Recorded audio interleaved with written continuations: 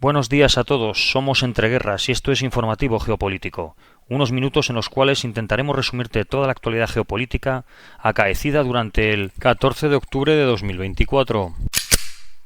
Rusia ha anunciado la captura del asentamiento de Levadne en el Oblast de Zaporizhia. El portavoz ucraniano de las Fuerzas de Defensa del Sur niega que Rusia haya lanzado una gran ofensiva en el sector, afirmando que solo está llevando a cabo ataques terrestres locales. Aunque a la pregunta de si habían perdido el control de Levadne, el portavoz dijo que la situación se está desarrollando de forma bastante dinámica. Durante la noche del 12 al 13 de octubre, un avión de transporte militar Tupolev 134, perteneciente al 117 Regimiento de Aviación de Transporte Militar de las Fuerzas Armadas de Rusia, fue incendiado y destruido. El avión estaba estacionado en el aeródromo militar ruso Orenburg II, ubicado a más de 10.000 kilómetros de la frontera con Ucrania.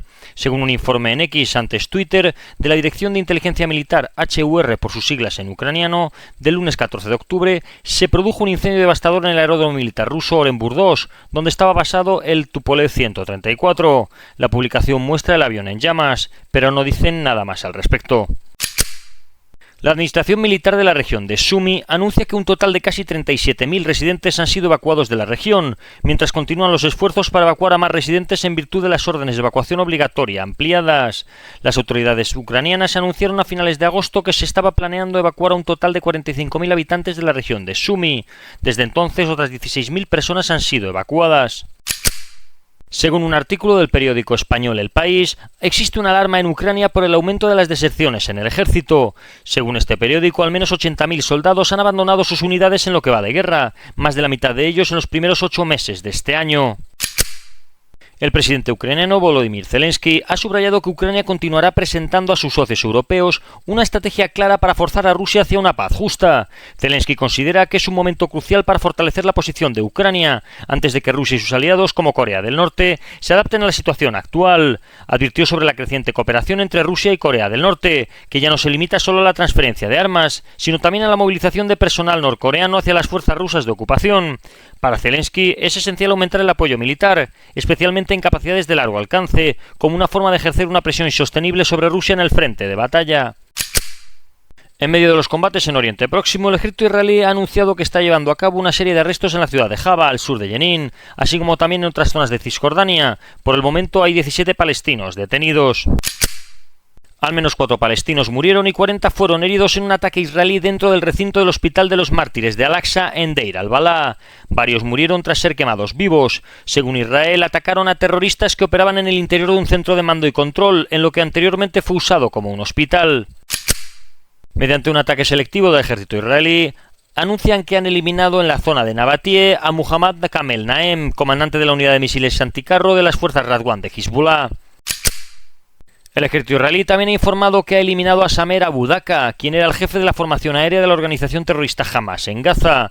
Abu Daka había reemplazado al anterior jefe de la formación aérea, que fue abatido en octubre de 2023. Según el comunicado, Abu Daka fue uno de los responsables de la planificación y ejecución del uso de parapentes y vehículos aéreos no tripulados durante el ataque masivo del 7 de octubre, en el que varios terroristas lograron infiltrarse en Israel, causando numerosas víctimas. Hasta el momento, Israel ha confirmado la muerte de 4 soldados tras el ataque de Hezbollah en Haifa ayer por la tarde. Un ataque aéreo israelí en el pueblo de Aito, al norte del Líbano, de mayoría cristiana, ha dejado al menos 18 muertos, según la Cruz Roja. Hezbollah ha anunciado la destrucción de hasta 3 tanques Merkava israelíes con misiles contra carro guiados en la aldea libanesa Ait al-Shab, a 1 kilómetro de la frontera con Israel. En esta misma aldea, también Hezbollah informa de la destrucción de una PC israelí con los mismos medios, presuntamente con al menos 10 muertos y heridos por parte de las fuerzas israelíes. El primer ministro israelí, Benjamin Netanyahu, ha conminado al secretario general de Naciones Unidas, Antonio Guterres, a que retire las fuerzas de Naciones Unidas situadas en el Líbano de manera inmediata. Según el medio estadounidense Responsible Statecraft, aunque en el pasado Washington se opuso a la invasión de Israel en el Líbano, algunos funcionarios de la administración de Joe Biden ven ahora una clara oportunidad en los avances tácticos de las fuerzas de defensa de Israel contra Hezbollah. La estrategia consistiría en fortalecer a las débiles fuerzas armadas libanesas mediante asistencia y entrenamiento de seguridad de Estados Unidos, con el objetivo de que asuman la responsabilidad de estabilizar la frontera sur del Líbano y debiliten el control de Hezbollah, aliado de Irán, en todo el país. Desde 2016, Estados Unidos ha proporcionado aproximadamente 3.000 millones de dólares en asistencia militar al Líbano, mayoritariamente en equipo militar, mientras que la capacitación y las reformas institucionales han recibido mucha menos atención. Algunas fuentes no confirmadas afirman que Irán transmitió recientemente un mensaje a la administración estadounidense a través de un tercer país, diciendo que si la respuesta israelí al ataque con misiles es muy limitada, Irán considerará esta ronda como cerrada. En Europa, la propuesta anunciada por el primer ministro polaco, en la que Varsovia introducirá una nueva estrategia migratoria que incluye la suspensión territorial temporal del derecho de asilo, parece haber sido recibida con preocupación por parte de Bruselas. Un portavoz de la Comisión Europea dijo que los países miembros tienen obligaciones internacionales y con la Unión Europea, incluyendo la obligación de proporcionar acceso al procedimiento de asilo. El portavoz de la Comisión añadió también que tienen que trabajar para encontrar una solución europea que resista con firmeza los ataques combinados de Putin y Lukashenko sin comprometer a la vez nuestros valores. Ljubos Blaha, eurodiputado del partido eslovaco Smer, parte de la coalición gobernante en ese país, realizó una visita a Moscú para expresar gratitud por la liberación del fascismo y disculparse por la rusofobia de Occidente. En un vídeo publicado en Telegram, Blaha destaca la hermandad eslava y promueve propaganda favorable al Kremlin. Durante su visita rindió homenaje al comandante soviético Grigori Zhukov y criticó las resoluciones del Parlamento Europeo contra Rusia, describiéndolas como belicistas y fascistas. Blaha defiende que la paz y la libertad provienen del este, mientras que el fascismo y la guerra, según él, vienen de Occidente. El Financial Times ha escrito un artículo citando al jefe de servicio de inteligencia interior alemán, donde dicen que Berlín evitó por poco un accidente aéreo a principios de este año, cuando un paquete destinado a la bodega de carga se incendió antes del vuelo en un supuesto sabotaje. Los servicios de seguridad apuntan a que este supuesto sabotaje estaría conectado con Moscú. Según Bruno Kahl, jefe del Servicio de Inteligencia Exterior de Alemania, la disposición de Moscú a utilizar medidas híbridas encubiertas ha alcanzado un nivel nunca antes visto. Según sus palabras, Putin seguirá poniendo a prueba las líneas rojas de Occidente y seguirá intensificando la confrontación, argumentando que es probable que las Fuerzas Armadas rusas estén en condiciones, en términos de personal y material, de lanzar un ataque contra la OTAN a más tardar a finales de esta década. A pesar de su tradición pacifista y la ausencia de un ejército, Islandia ha reforzado su asociación con la OTAN y los Estados Unidos desde la invasión de Rusia a Ucrania. Islandia alberga rotativamente aviones de combate estadounidenses y se ha comprometido a destinar 30 millones de dólares anuales hasta 2028 para apoyo militar y humanitario a Ucrania, además de participar en la compra de municiones a través de la iniciativa checa. La ministra de Exteriores, Þórdís Kolbrún Reykfjord-Gylfadóttir, afirmó que Islandia está dispuesta a asumir más responsabilidades en la OTAN, subrayando que aunque no tienen ejército, desempeñan un rol estratégico, especialmente ante la actividad submarina rusa en el Ártico. El almirante estadounidense Stuart B. Munch, comandante del mando conjunto aliado de la fuerza en Nápoles, advirtió sobre el riesgo de que la violencia en el norte de la autoproclamada República de Kosovo pueda repetirse, como ocurrió el año pasado cuando un tiroteo dejó 4 muertos y resultaron heridos cascos azules de la OTAN. Munch expresó preocupación por la posibilidad de que la retórica política acalorada inspire actos violentos por parte de grupos no gubernamentales. Aunque no prevé un conflicto inminente, señaló que el riesgo persiste, agravado por la falta de avances en las conversaciones entre Kosovo y Serbia mediadas por la Unión Europea. El ministro de Defensa ruso, Andrei Belousov, se reunió en Pekín con el liderazgo político-militar chino para fortalecer la cooperación militar entre Rusia y China. Belousov destacó la importancia de las colaboraciones conjuntas en ejercicios militares en tierra, mar y aire, subrayando el papel crucial de la cooperación para mejorar las capacidades de defensa y mantener la estabilidad global y regional. Por su parte, el ministro de Defensa chino, Dong Jun, expresó su optimismo sobre abrir una nueva etapa en la colaboración militar, destacando la sólida amistad y el deseo mutuo de promover esta relación estratégica en un periodo que considera crítico. Ambos líderes reafirmaron su compromiso con los acuerdos alcanzados en la cumbre bilateral, enfatizando la confianza entre los líderes de ambas naciones como un pilar fundamental para avanzar en esta alianza. Putin ha presentado en la Duma estatal rusa un proyecto para ratificar una asociación estratégica integral entre Corea del Norte y Rusia, a la espera de su aprobación. Rusia y Pakistán han comenzado el ejercicio táctico conjunto Druzhba 2024 en territorio pakistaní. El ejército ruso está representado por militares de la formación de fusileros motorizados del Distrito Militar Sur. Durante el evento de apertura, un representante del ejército de Pakistán destacó la importancia de la alianza estratégica entre ambos países, subrayando su impacto positivo en la seguridad regional.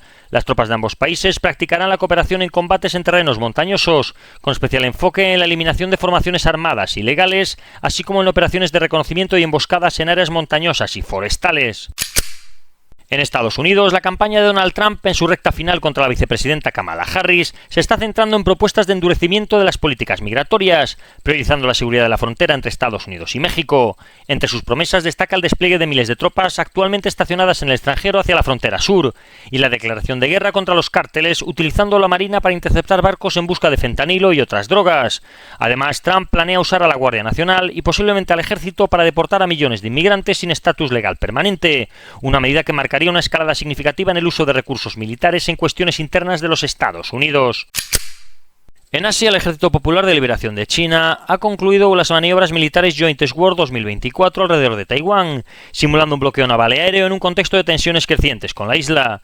El Ministerio de Defensa Nacional de Taiwán condenó las acciones del Ejército Popular chino, calificándolas de provocadoras e irracionales, y anunció el despliegue de sus fuerzas para proteger su soberanía. Hasta la mañana del día de hoy, Taiwán detectó 25 aeronaves y 7 buques chinos operando en las cercanías de la isla, con algunas aeronaves cruzando su línea mediana y entrando en la zona de identificación de defensa aérea.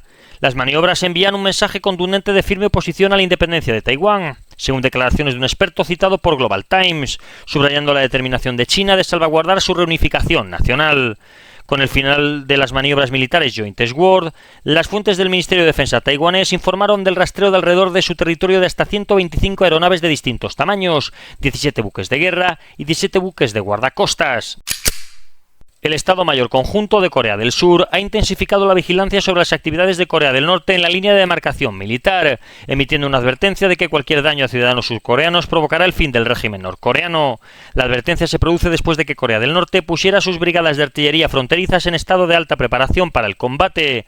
Además, Pyongyang ha estado minando, construyendo barreras antitanque y colocando alambradas de púas en las principales rutas fronterizas, como parte de su plan para separar completamente ambos territorios, lo que también incluye cortar las conexiones viales y ferroviarias entre las dos Coreas. En África, el gobierno de Nigeria ha movilizado a miles de desplazados internos que han sido trasladados desde los campos de refugiados a sus aldeas, ciudades de origen o nuevos asentamientos, conocidos como comunidades de acogida. Esto sería parte de un programa de reasentamiento impulsado por el gobierno, que buscaría dar la impresión de que el conflicto con los militantes islámicos de Boko Haram está llegando a su fin. En el estado de Borno, donde se han cerrado decenas de campos de refugiados, las autoridades aseguran que muchas áreas son ahora seguras. Sin embargo, analistas y grupos como el International Crisis Group advierten que este reasentamiento forzoso y apresurado pone en riesgo a la población, ya que la seguridad en muchas regiones sigue siendo muy inadecuada. Esto podría obligar a los desplazados a pactar con los yihadistas para poder sobrevivir, consolidando la presencia de extremistas en esas áreas. Y esto ha sido todo por hoy. Si queréis profundizar en las noticias que hemos comentado, leer alguna de ellas o visualizar diferentes vídeos de actualidad, os recordamos que estamos en la aplicación Telegram, con nombre de usuario @entre_guerras. Que tengan un buen día y recuerden el main.